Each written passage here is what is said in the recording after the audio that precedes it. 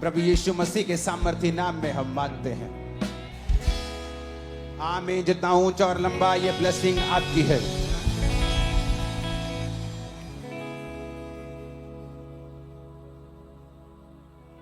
मेरा विश्वास है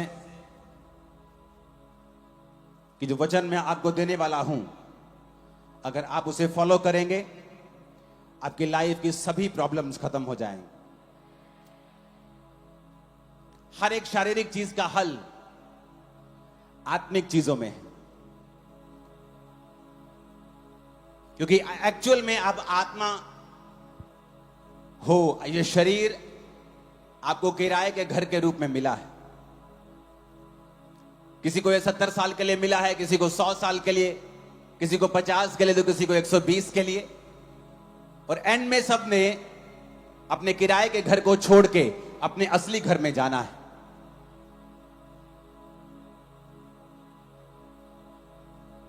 तो चाहे आपकी प्रॉब्लम्स शारीरिक हैं,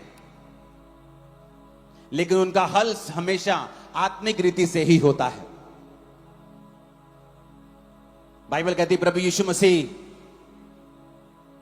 के पास एक लकवे के रोगी को लेके आए और जीसस को बोला, जीसस जिस तरह आप ले हैंड करते हैं ना लोगों के ऊपर, प्लीज इस पे ले हैंड कर दे और इसे ठीक कर दें। और जीसस ने कहा, हे पुत्र तेरे पाप माफ हुए। कहते परमेश्वर नहीं, हम पाप माफ नहीं करवाना चाहते, हम चाहते हैं ये चंगा हो जाए और चलने लगे। और जीसस ने कहा, हे पुत्र तेरे पाप माफ हुए। और वचन कहता है जब पाप माफ हुए तो जीसस ने उसे कहा, उठ और अपनी मंजी उठा और घर चला जा। क्योंकि जब पाप माफ हुए, इन सब चीजों को बंद कर दो, ओके, तो शरीर भी चंगा हो गया। इसका मतलब आपकी लाइफ की प्रॉब्लम जो भी है उसका सॉल्यूशन आत्मिक होगा, आत्मिक तरीके से आपकी लाइफ में आएगा। इसलिए बहुत से लोग जब उनको चर्च आने का न्योता मिलता है और कोई बताता है चर्च के बारे में, वो सोचते यार चर्च क्या होगा, अरे यार मेरा बिजनेस नहीं चल रहा, चर्च क्या कर देगी, अरे यार मेरी वाइफ मेरे कंट्रोल में नहीं, चर्च क्या कर देगा उसमें, अरे यार मेरे बच्चे मेरी सुनते नहीं, चर्च क्या कर लेगा। उन्हें यह नहीं मालूम कि ये वाइफ, ये बच्चे, ये बिजनेस, ये पैसा, ये शरीर, ये दुनिया, ये देखने वाली सब चीजें परमेश्वर ने बनाई हैं। आपका दिल, आपका दिमाग, आपके बच्चों का दिल दिमाग, रूह जिस्म जान, उसकी सोचें परमेश्वर के हाथों में है। तो जब आज आपको आत्मिक सॉल्यूशन मिलने वाला है, मेरा विश्वास है आप उसे फॉलो करेंगे। परमेश्वर ने चंडीगढ़ के विषय में मुझे एक विजन दिखाया। जब मैंने खुदा से कहा, प्रभु मैं क्या बोलूंगा वहां जाके, मैं अपनी ओर से कुछ नहीं कहना चाहता, मैं अपनी बाइबल स्टडी से कुछ नहीं बोलना चाहता, मुझे गहरी बातें बोलने का शौक नहीं है क्रूसेड्स के ऊपर, मैं क्या बताऊं। परमेश्वर ने मुझे बताया कि जाके चंडीगढ़ के लोगों को बोल कि तुम्हें ज्यादा दिया गया है, तुमसे ज्यादा मांगा जाएगा। मैंने कहा प्रभु इसका मतलब क्या है। प्रभु ने कहा मैंने चंडीगढ़ के लोगों को ज्यादा दिया है, इनके तोड़े ज्यादा दिए हैं इनको। बाइबल में एक को 5, एक को 2 और एक को 1 दिया था। 5 वाला गया और 5 के साथ 5 कमाए, 2 वाले ने 2 के साथ 2 कमाए, 1 वाले ने मिट्टी में छुपा दिया, कहा मैं डर गया था, तू कठोर मनुष्य है बॉस, जब तू आता तो मेरी क्लास लेता इसलिए मैंने छुपा दिया। और बॉस ने कहा तू मुझे अगर कठोर समझता है तो मैं कठोर ही हूं, जाओ इसको वहां फेंको जहां रोना और दांतों का पीसना हो। प्रभु ने मुझसे कहा मैंने चंडीगढ़ के लोगों को ज्यादा दिया है और मैं ये चाहता हूं कि ये ज्यादा मुझे वापस करें। अब मैं आपको बताता हूं परमेश्वर आपकी लाइफ से क्या चाहता है और क्यों चाहता है। आप नोटिस करेंगे एक व्यक्ति जितना टैलेंटेड होता है, शैतान उतना ही उस पर अटैक करने की कोशिश करता है। प्रभु ने मुझसे कहा कि इनको क्या कहना है कि इनकी लाइफ में वो खालीपन ना रहे जिससे ये जूझ रहे हैं, वो ट्रबल, वो मानसिक डिप्रेशन, वो जिंदगी की तंगियां जिनमें से ये निकल रहे हैं और इनको मालूम नहीं कि निकलना कैसे है, ये वचन तू इन्हें बताएगा और ये इस वचन को मानेंगे और आने वाले समय में निकल जाएंगे। प्रभु यीशु मसीह की सबसे इंपॉर्टेंट आज्ञा क्या है बाइबल में? बहुत सी आज्ञाएं हैं, लेकिन प्रभु यीशु मसीह ने पहाड़ पर जब स्वर्ग जाने वाले थे, मत्ती 28 उसकी 18 से 20 में लिखा है कि यीशु ने कहा उनके पास जाकर, स्वर्ग और पृथ्वी का सारा अधिकार मुझे दिया गया है, तुम जाओ और सब जातियों के लोगों को चेला बनाओ, उन्हें पिता पुत्र पवित्र आत्मा के नाम में बपतिस्मा दो और सब बातें जो मैंने आज्ञा दी हैं मानना सिखाओ, और देखो मैं जगत के अंत तक तुम्हारे साथ हूं। सबसे मोस्ट इंपॉर्टेंट आज्ञा है जीसस क्राइस्ट की, जब वो जीवित स्वर्ग पर चढ़ाए जाने वाले थे कि जाओ इनको बोलो कि ये लोग मेरी सेवा करें। लोग बोलते हैं मैं सेवा करूं, मैं तो इंजीनियर हूं, मैं कैसे सेवा करूं, मैं डॉक्टर हूं, मैं तो एक आईटी कंपनी में जॉब करता हूं, मैं तो हाउस वाइफ। यहोशू 24 उसकी 15 आयत में लिखा है, यहोशू ने कहा सब लोगों से, यदि यहोवा की सेवा करना तुम्हें बुरी लगे तो आज चुन लो तुम किसकी सेवा करोगे। उन देवताओं की जिसकी सेवा तुम्हारे पुरखा महानद के उस पार करते थे, अमोरियों के देवताओं की सेवा जिसके देश में तुम रहते हो, परंतु मैं तो अपने घराने समेत यहोवा की सेवा नित्य करूंगा। पुराने नियम में, नए नियम में, दोनों नियम में हमें परमेश्वर यह बताता है कि एक्चुअल में हम लोग उसकी सेवा करने के लिए चुने गए हैं। सारे, आप डॉक्टर हैं तो भी जाओ और चेला बनाओ, आप इंजीनियर हैं तो भी, आप एक विश्वासी हैं तो भी, आप एक हाउस वाइफ है तो भी, ये बुलाहट है जो आप सबको दी गई है। जब आप लोग इस बुलाहट पे नहीं चलेंगे, उसके बाद फिर निराशाएं हमारी जिंदगी में प्रवेश करेंगे, एक खालीपन प्रवेश करेगा बीमारी के रूप में। फिर आप कंप्लेंट करेंगे मेरा पति मेरी बात नहीं सुनता, मेरे बच्चे मेरी बात नहीं सुनते, मुझे वो सेटिस्फाइड नहीं करते, क्योंकि आप भूल गए अपने बाप को सेटिस्फाइड, अपने पिता को, अपने जीसस को सेटिस्फाइड करना, क्योंकि उसने आपको सेवा के लिए बुलाया है। सेवा करने से क्या होगा? क्या हम सब सेवा के लिए बुलाए गए हैं? हां, हम सब सेवा के लिए बुलाए गए हैं। एक पास्टर भी सेवा के लिए बुलाया गया है और एक विश्वासी भी सेवा करने के लिए बुलाया गया है। जब एक विश्वासी परमेश्वर की सेवा नहीं करेगा, फिर उसकी जिंदगी में वो खालीपन रहेगा जिसे दुनिया की कोई ताकत, कोई पैसा, कोई बरकत, कोई खुशी भर नहीं सकती। फिर वो अपनी लाइफ में उस सफर पे निकलेगा जो अकेलेपन से और दुखों से भरा हुआ है। फिर आप क्वेश्चन करेंगे, परमेश्वर अगर मेरी लाइफ में तू है तो मेरी लाइफ ऐसी क्यों है? अगर मेरी लाइफ में तू है तो मेरी जिंदगी फिर ऐसी क्यों है? लगता क्यों नहीं है कि तू मेरी लाइफ में है? क्योंकि आप अपनी लाइफ की जो पहली कॉलिंग है सेवा करना, उसे आपने दूसरे, तीसरे, चौथे और लास्ट नंबर पे कर दिया है। परमेश्वर ने कहा है कि मैं सेवकों को बेस्ट दूंगा। गिनती 18 उसकी 10 से 12 आयत में लिखा हुआ है, उत्तम से उत्तम ताजा तेल, उत्तम से उत्तम नया दाख मधु, गेहूं, इसकी पहली उपज जो यहोवा को दे वह मैं तुझको देता हूं। यानी याजकों के लिए परमेश्वर बात करता था। और पुराने नियम में कोई कोई याजक कोई कोई सेवा करता था, लेकिन प्रकाशित वाक्य 1 उसकी 5 और 6 के अनुसार जब प्रभु यीशु मसीह मुर्दों में से जी उठे तो हर एक विश्वासी प्रभु के सामने एक याजक के रूप में खड़ा हो गया।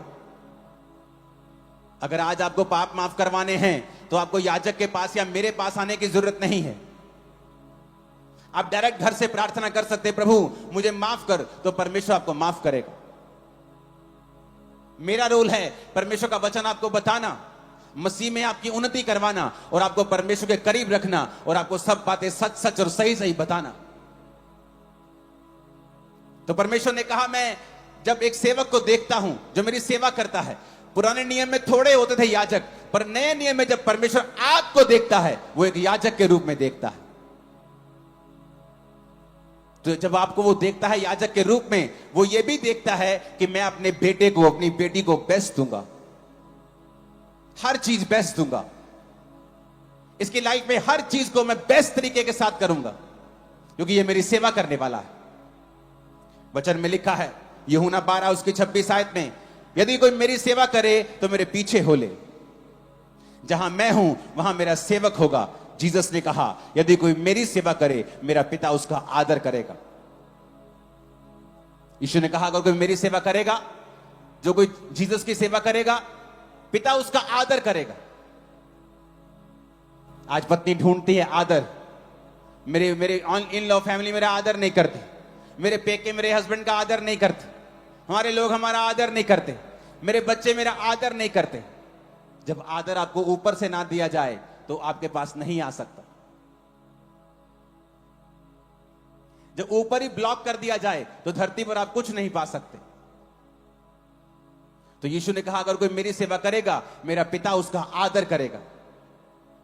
वो अपने घर में आदर पाएगा, अपने बच्चों में आदर पाएगा, अपनी कलीसिया में आदर पाएगा, अपने काम वाली जगह के ऊपर जहां वो काम करता है वहां वो आदर पाएगा।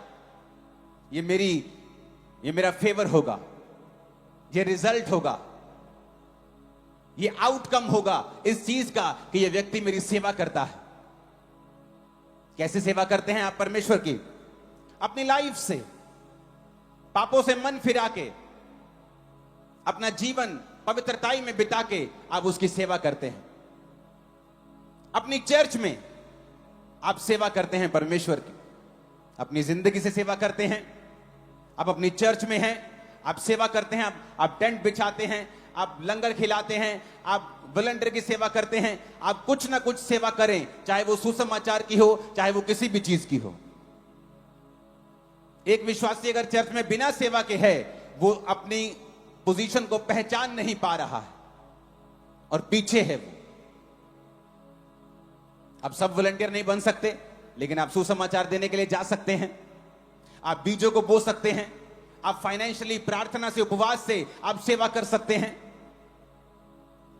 अपने टैलेंट से, अपने वरदान से, आप सीए हैं, आप इंजीनियर हैं, आपकी चर्च को, आपके लोगों को आपकी जरूरत है, आप उससे अपनी सेवा कर सकते हैं। अपनी लाइफ से सेवा कर सकते हैं, चर्च में सेवा कर सकते हैं, अपने समय को दे सकते हैं। आज भी आप समय निकालकर यहां पर आए हैं, अपने टैलेंट से आप खुदा की सेवा कर सकते हैं।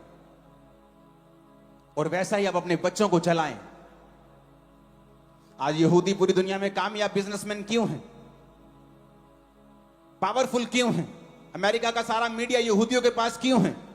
जब बच्चा छोटा होता है तभी से टाइट देना सिखाते हैं, प्रार्थना करना सिखाते हैं, यहोवा को प्रथम स्थान देना सिखाते हैं, और इसीलिए वो दुनिया में प्रथम रहते हैं। परमेश्वर ने कहा अगर तू मुझे पहला रखेगा मैं तुझे पहला रखूंगा। तू सिर ठहरेगा, तू पूंछ नहीं ठहरेगा। तू आगे होगा, मैं तुझे इज्जत दूंगा, मैं तुझे बरकत दूंगा। भजन संहिता 91 उसकी 11 और 12 आयत में लिखा है।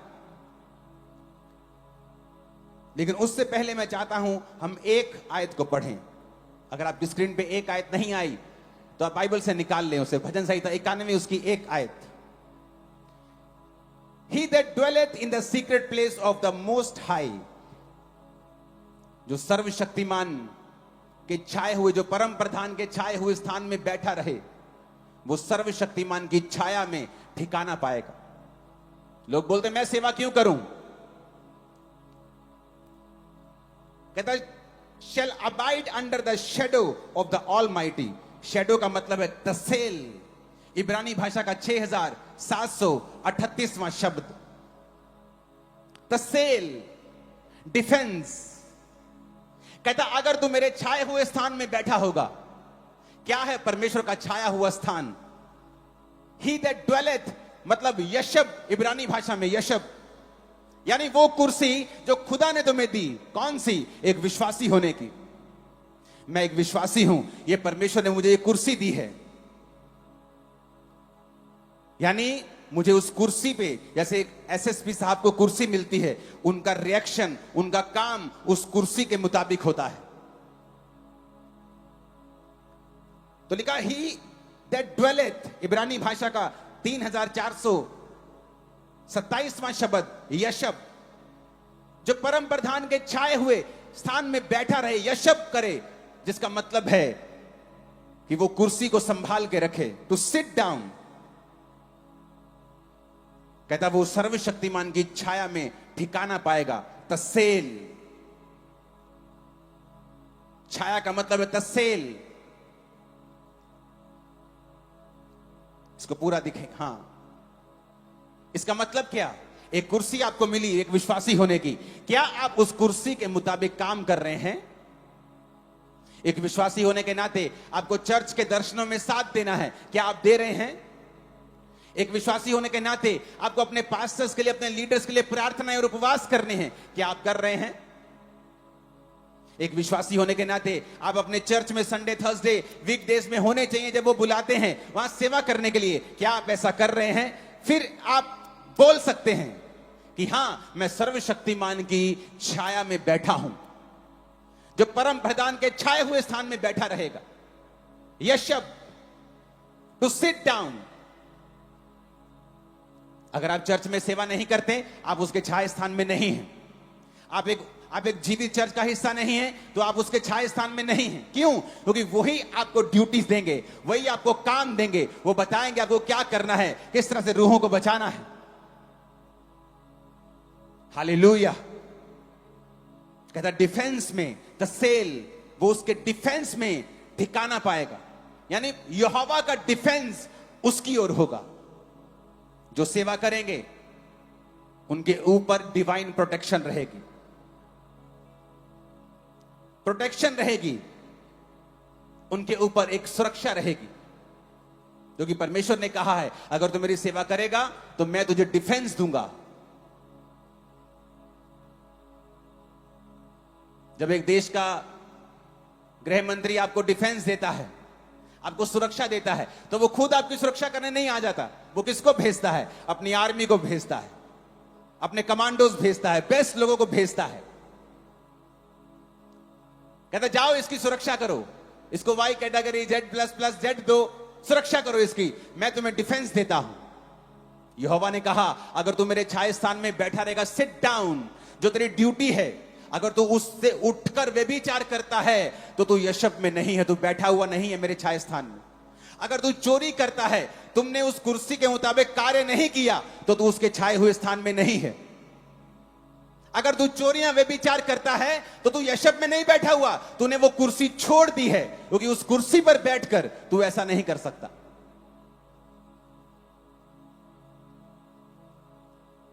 एक ऑफिसर संविधान के साथ बंधा हुआ, जब वो कुर्सी पे बैठा है, संविधान से बंधा हुआ है। परमेश्वर ने कहा, अगर तू उस कुर्सी पे, विश्वासी की कुर्सी पे बैठा है, तो तुझे एक्शन करना होगा उस कुर्सी की वैल्यू के मुताबिक। तू गुंडागर्दी नहीं कर सकता, तू मार कुटाई नहीं कर सकता, तू अन्य सारी जगहों के ऊपर तू नहीं घूम सकता। तो तुझे कुर्सी दी गई है, क्यों? कहता जो छाए स्थान में बैठा रहेगा, यहोवा अपना डिफेंस भेजेगा।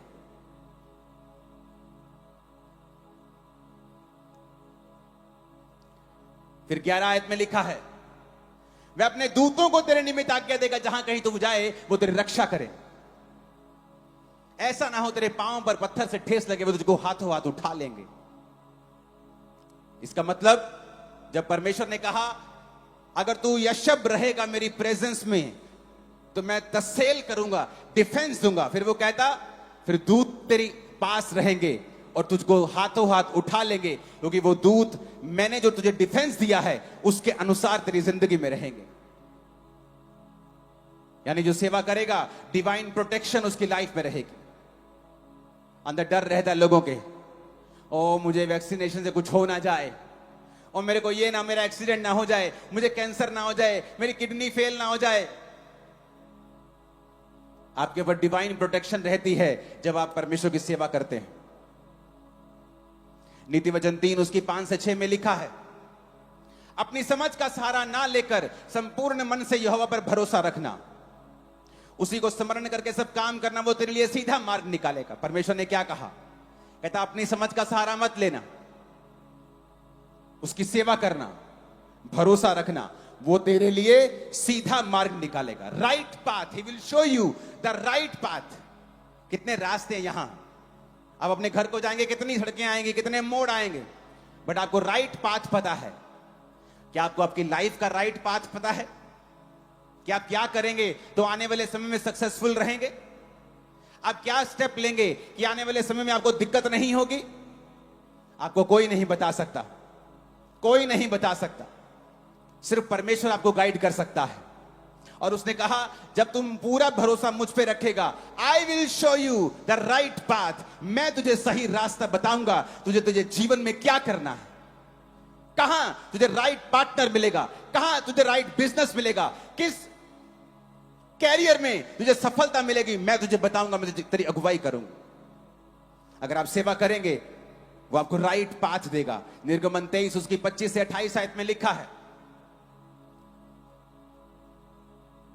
यदि तू अपने परमेश्वर यहोवा की उपासना करे, इंग्लिश में ज्यादा अच्छा लिखा है, एंड ये shall serve the lord your god, अगर तुम सर्व करेगा, सेवा करेगा, तो वह तेरे अन्न जल पर आशीष देगा। ही शैल bless thy bread and thy water, I will take sickness away from the midst of thee, कहता मैं तुम्हारे बीच से रोग दूर कर दूंगा अगर तुम मेरी सेवा करेगा।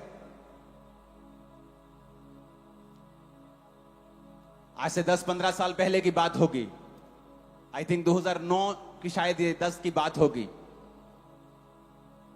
मैं अपने चर्च के बाहर सेवा कर रहा था, तो एक व्यक्ति को उठाकर लेके आए, वो पागल था, पागल जैसी हरकतें कर रहा था। उसकी मां आई और बोली इसके पिताजी को अटैक हुआ।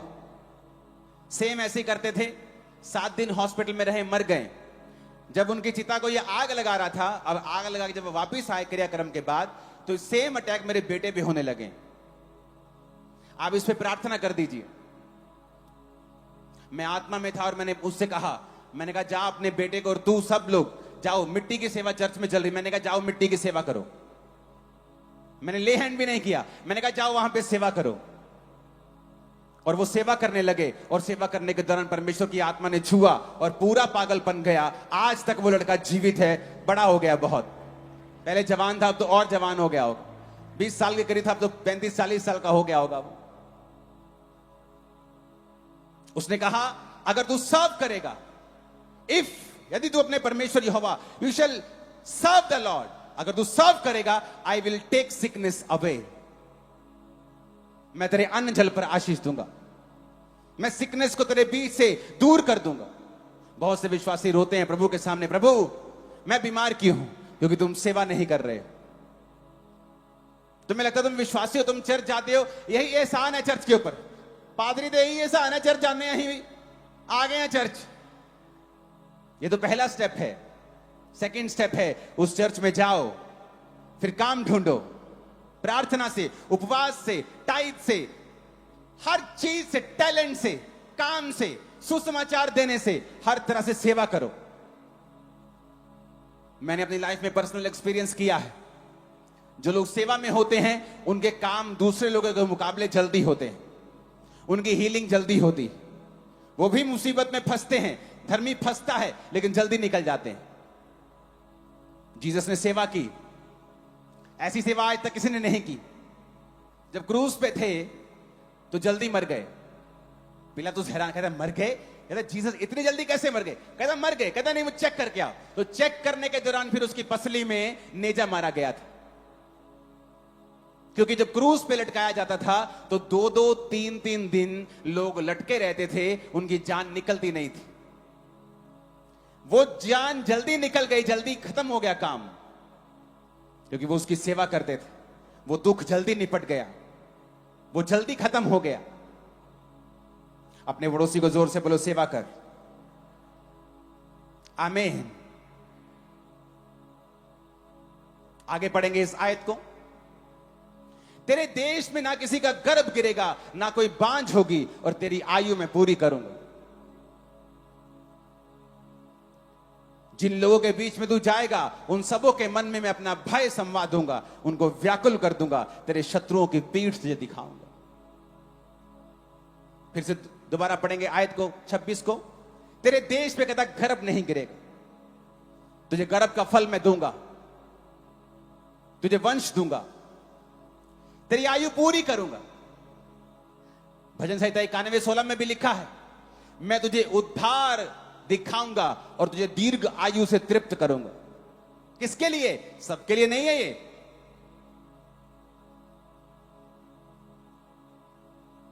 अपने पड़ोसी को बोलो वचन सबके, ये वचन सबके लिए नहीं था, उसी के लिए है जो उसकी हजूरी में बैठा है, जिसने अपनी विश्वासी होने की कुर्सी को छोड़ा नहीं है। आमीन। क्या कहा परमेश्वर ने? तेरे गर्भ नहीं गिरेगा ना कोई बांझ होगा, तेरी आयु में पूरी करांगा। तेरी आयु को कहता मैं पूरा करूंगा, बढ़ाऊंगा, तो पूरी आयु का होकर परमेश्वर में सोएगा। फिर कहता 27 आयत में, तेरे दुश्मन कभी भी तुझ पर काबिल कब्जा ना कर पाएंगे। वो शैतान, वो बीमारी, वो तुम्हारे एनिमी, तुम्हारी बुलाहट के दुश्मन हमेशा तुमसे शर्मिंदा रहेंगे अगर तू मेरी सेवा करेगा तो। क्योंकि 25 आयत को मत भूलना। लोग 27 आयत को कमांड करते रहते, क्लेम करते रहते हैं, प्रभु तेरे वचन में लिखा तो दुश्मनों की पीठ दिखाएगा। पर क्या तुमने 25 आयत पूरा की कि तू अपने परमेश्वर यहोवा को अगर सर्व करे तो? वो नहीं की। बड़ा जरूरी है यह समझना कि वचन क्यों बोला गया है, कैसे बोला गया है, कहां बोला गया है और किसको बोला गया है। नीति वचन 13 उसकी 22 आयत में लिखा है, नीति वचन 13 उसकी भला मनुष्य अपने नाती पोतों के लिए संपत्ति छोड़ जाता है, परंतु पापी की संपत्ति धर्मी के लिए होती है। खुदा ने कहा जो सेवा करते हैं वो अपनी लीगेसी छोड़ जाएंगे, वो अपने बच्चों के लिए अच्छी वस्तुएं छोड़ जाएंगे। लेकिन जो पापी होगा वो कमाएगा दूसरों के लिए, वो खुद कमाएगा लेकिन किसी और को देके जाएगा। लेकिन आप लीगेसी बिल्ड कर सकते हैं अगर आप परमेश्वर की सेवा अच्छी रीति से करेंगे तो। वो आपके वंशों का परमेश्वर है। दाऊद से कहा था कि तेरे निज पुत्र को ही मैं तेरी गद्दी पर बिठाया करूंगा। अगर वो तेरी आज्ञाओं पर, जिस तरह तू चलता है मेरी आज्ञाओं पर अगर वो चलेंगे तो उसी तरह से वो आशीषित होंगे जिस तरह से मैंने तुझे आशीषित किया है। ऊंची आवाज में बोलो हालेलुया। फिर से बोलो ऊंची आवाज में हालेलुया। एक आदमी आज क्या चाहता है? वो इज्जत चाहता है। खुदा कहता है मैं दूंगा अगर तू सेवा करेगा। क्या चाहता है? लंबी उम्र चाहता है। परमेश्वर ने कहा मैं दूंगा अगर तू मेरी सेवा करेगा। क्या चाहता है? घर आशीषित हो। खुदा ने कहा मैं तुझे बेस्ट दूंगा अगर तू मेरी सेवा करेगा। और फिर भी हम ये सारी चीजें संसार में ढूंढ रहे हैं मूर्खों की तरह, क्योंकि परमेश्वर ने कहा कि जब ये मेरी सेवा करे ये सारी वस्तु इसके पीछे पड़ के इसको मिलनी चाहिए। लेकिन हम इसे संसार में ढूंढ रहे हैं और निराशा के बाद निराशा हमारे जीवन में आ रही है, क्योंकि परमेश्वर ने हमें इन्हें ढूंढने के लिए नहीं बनाया। उसने कहा मेरे धर्म और राज्य की खोज कर, दुनिया की सब वस्तु के पीछे पड़ के तुझे मिल जाएंगी। ऊंची आवाज में बोलो हालेलुया। आपको सिस्टम चेंज करना होगा, आपको सिस्टम बनाना होगा। आप, आपके बच्चे, आपकी वाइफ, माता पिता सब परमेश्वर की सेवकाई में हो, किसी भी तरह से कर रहे हो, प्रार्थना के जरिए, अपने पास्टर के लिए उपवास रखने के जरिए। जीसस के पास कुछ औरतें होती थी जो अपनी संपत्ति से उसकी सेवा करती थी। चेले होते थे जो उसके दर्शन को आगे लेके जाते थे। आप किस तरह से यीशु की सेवा करेंगी उससे पूछें और चुप ना बैठें, क्योंकि सेवा के बदले में उसने आपको बहुत सारी आशीषों का वायदा किया है। आपके दुश्मन के ऊपर फतह का वायदा किया है, अन्न जल पर आशीष का वायदा किया है, डिवाइन प्रोटेक्शन का वायदा किया है, आपकी लीगेसी चलती रहेगी वायदा किया है, लॉन्ग लाइफ का वायदा किया है, ऑनर का, इज्जत का वायदा किया है। फिलिप्पियों 4 उसकी 16 से 19 आयत में लिखा है, इसी प्रकार जब मैं थिस्सलुनीके में था तुमने मेरी घटी पूरे करने के लिए एक बार नहीं 2 बार कुछ भेजा था। ये नहीं मैं दान चाहता हूं, परंतु ऐसा फल चाहता हूं जो तुम्हारे लाभ के लिए बढ़ता जाए। मेरे पास सब कुछ है वरन बहुत आयत से है। जो वस्तुएं तुमने प्रुदितुस के हाथ से भेजी हैं उन्हें पाकर मैं तृप्त हो गया। मैं तो सुखदायक सुगंध ग्रहण करने जो के बलिदान है जो प्रभु को भाता है। मेरा परमेश्वर भी अब उस धन के अनुसार जो महिमा सहित मसीह यीशु में है तुम्हारी हर घटी को पूरा करेगा। उसने उन लोगों को बोला तुम्हारी हर घटी महिमा सहित पूरी होगी। तुम्हारी बेइज्जती नहीं होगी। तुम रिश्तेदार के पास जाते हो, बोलते मेरी बेटी की शादी 2 लाख कम हो रहे हैं। अगर बहुत अच्छा भी होगा वो दे देता, तुम्हारी बेइज्जती भी करता है साथ। तो पहले सुनते ही तू पहले ध्यान क्यों नहीं रखा, जोड़े क्यों नहीं पे? आप किसी उधार मांगते, आपकी बेइज्जती करता है। परमेश्वर ने कहा अगर तुम मेरी सेवा करेगा, किन लोगों को बोला? कलीसिया, उस कलीसिया को बोला जिन्होंने पौलुस की मिशनरी कामों के लिए फाइनेंशियल हेल्प की थी। पौलुस कहता मेरा परमेश्वर उस महिमा के अनुसार तुम्हारी हर घटी को मसीह यीशु में पूरा करेगा, तुम्हारी बेइज्जती नहीं होने देगा। तुम्हारी घटी भी पूरी होगी लेकिन महिमा सहित होगी, तुम्हारी इज्जत भी होगी और घटी भी पूरी होगी। ऐसा वचन उन लोगों के लिए है जो परमेश्वर की सेवा करना चाहते हैं, जो कर रहे हैं या आगे जो करेंगे। हर विश्वासी से क्लेम नहीं कर सकता जिसका सेवकाई में कोई हाथ नहीं है, जिसको यह मतलब है कि आज सरमन बड़ा अच्छा था, आज सरमन इतना अच्छा नहीं था, आज हीलिंग प्रेयर बड़ी पावरफुल थी, आज फलानी प्रेयर बड़ी पावरफुल थी। बस उन्हें लगता है उनका काम हो गया, फिनिश, उन्होंने अपना काम कर दिया। यह बहुत बड़ी बात है, उनका चर्च में आ गए आज वो। यह बड़ी बात नहीं, तो शुरुआती बात है। आप सेवा के लिए पैदा हुए हैं, सेवा के लिए सृजे गए हैं, सेवा ही आपका एकमात्र काम है। आप डॉक्टर हैं, जाइए सेवा कीजिए। कई बार मेडिकल साइंस काम नहीं करती, क्यों? क्योंकि परमेश्वर को काम करना होता है। क्या आप अपने पेशेंट्स को बताते हैं यीशु मसीह के बारे में? जहां आप काम करते हैं, क्या वहां सुसमाचार प्रचार करते हैं? क्या मोहल्ले वालों को मालूम है आप क्रिश्चियन हैं? आपका क्या बॉस जानता है आप क्रिश्चियन हैं? क्या आप अपने कैरेक्टर से उसकी सेवा कर रहे हैं? क्या आपके ऑफिस में 10-10 बॉयफ्रेंड और गर्लफ्रेंड है कि आपके कैरेक्टर से आप उसकी सेवा नहीं कर रहे हैं, आप उसके नाम को कलंकित कर रहे हैं? अगर आप उसके नाम को ऊंचा करेंगे वो आपको ऊंचा करेगा, आप उसके नाम को नीचा करेंगे वो आपको नीचा करेगा। चंडीगढ़ के लोगों को ज्यादा दिया गया है, आप 5 तोड़े वाले क्रिश्चियन हैं, टैलेंट भी ज्यादा है आपके पास, सोर्सेस भी ज्यादा हैं आपके पास, दूसरों से ज्यादा है, तो याद रखिए आपके पास ज्यादा है, आपसे ज्यादा मांगा भी जाएगा। प्रभु आपसे हिसाब भी लेगा कि मैंने तुझे ज्यादा दिया है दूसरों से, मैं तुझसे हिसाब भी लूंगा दूसरों से ज्यादा। घबराए मत, आपके पास ज्यादा है, आनंदित हो क्योंकि आप सेवा के लिए इस्तेमाल होने वाले हैं।